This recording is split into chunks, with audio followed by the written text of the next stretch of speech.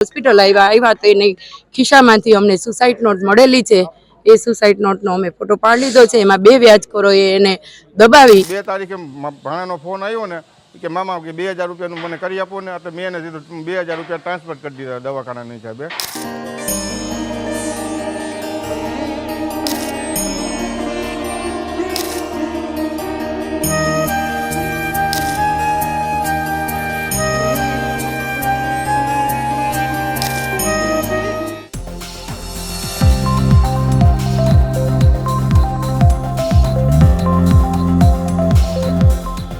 નમસ્કાર દર્શક મિત્રો, હોટલાઇન ન્યૂઝમાં આપનું સ્વાગત છે।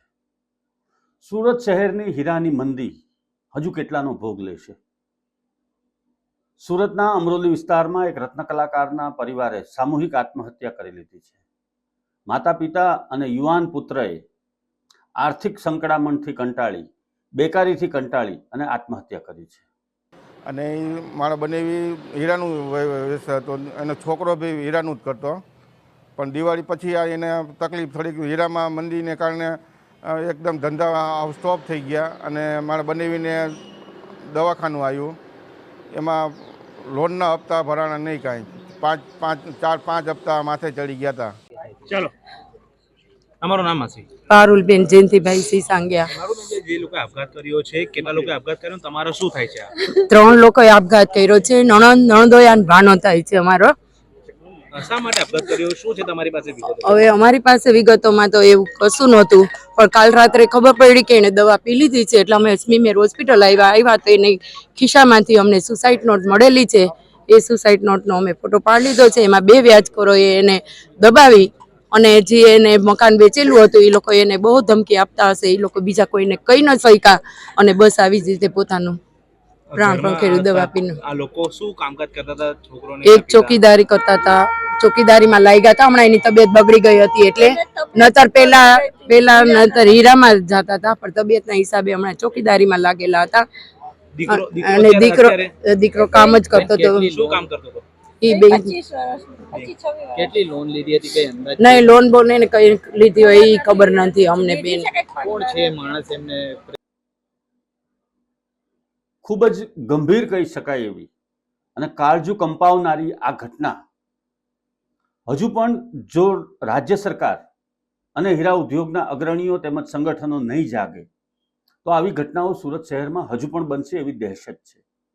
મોટા પ્રમાણમાં હીરાની મંદીને કારણે હજારો રત્ન કલાકારો બેકાર બન્યા છે। રાજ્ય સરકાર એમની સામે જોતી નથી, અથવા તો એમના માટે કોઈ પેકેજની જાહેરાત થઈ હોય અથવા એમને કોઈ આર્થિક સહાય મળતી હોય એવું કશે ધ્યાન પર નથી।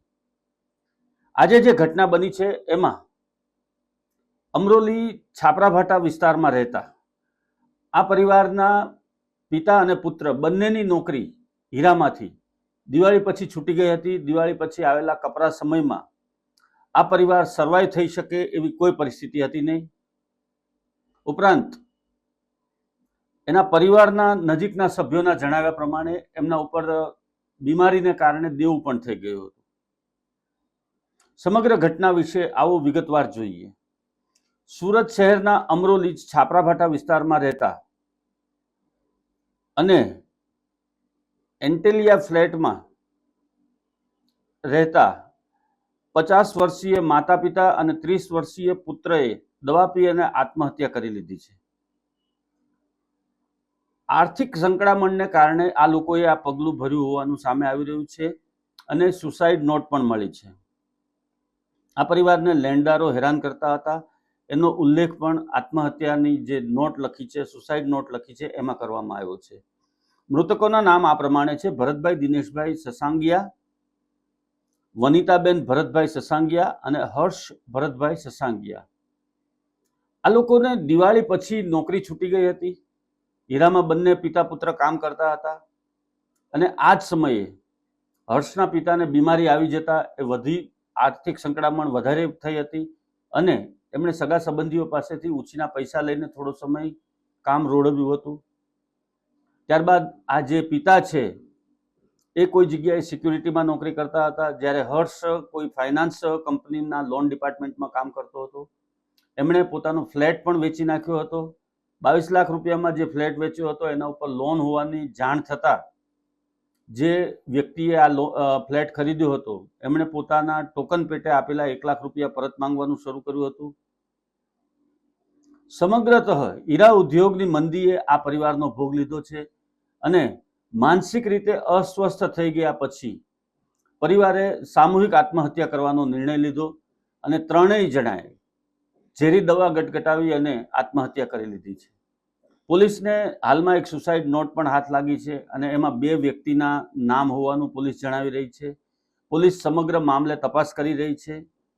અત્યંત દુઃખદ એવી આ ઘટનામાં સૌથી મહત્વની વાત એ છે કે હીરા ઉદ્યોગની મંદીને કારણે રત્ન કલાકારોની આર્થિક પરિસ્થિતિ ખૂબ ડામાડોળ બની છે.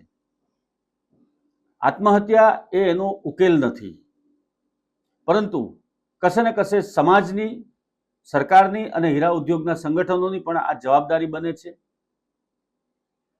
આવા પરિવારોને 2 ટકના રોટલા મળે અને સુરતમાં રહી શકે એવી વ્યવસ્થા થવી જોઈએ અને આવું પગલું કોઈ ન ભરે એના માટે સતર્કતા રાખવી જોઈએ. માત્ર હીરા ઉદ્યોગની મંદી અને એના કારણે આવેલી બેકારી એ કારણ ઉપરાંત લેણદારોનો ત્રાસ પણ આમાં હોવાનું પોલીસ જણાવી રહી છે. સમગ્રતઃ જોતા આત્મહત્યા એ કોઈ સમસ્યાનો ઉકેલ નથી કે નિવારણ નથી. રોજગારી ગમે ત્યાંથી મેળવી શકાય છે. સુરત શહેરમાં અન્ય ધંધા રોજગારમાંથી પણ રોજગારી મેળવી શકાય છે અને તમારા પરિવારનું ગુજરાન થઈ શકે એટલી મહેનત કરો તો આરામથી એ વસ્તુ શક્ય બને છે. નાસીપાસ થયા વગર કોઈએ પણ આ રીતે સામૂહિક આત્મહત્યા અથવા તો આત્મહત્યા ન કરવી જોઈએ એવી હોટલાઇન ન્યૂઝ ચેનલ આપ સૌને અપીલ કરે છે. અને જે કોઈ સમસ્યા હોય એ સમાજના અગ્રણીઓ અથવા તો તમારા વિસ્તારના અગ્રણીઓ કે અન્ય કોઈ લોકો જેને તમે કહી શકતા હો એમની પાસે જઈ એને રજૂઆત કરવી જોઈએ અને સમસ્યાનો ઉકેલ મળે એના માટેના પ્રયત્ન કરવા જોઈએ. ધન્યવાદ મિત્રો. આવા પ્રકારના વિડીયો તમને જોવા ગમતા હોય તો હોટલાઇન ન્યૂઝ ચેનલને લાઇક, શેર અને સબસ્ક્રાઇબ કરો.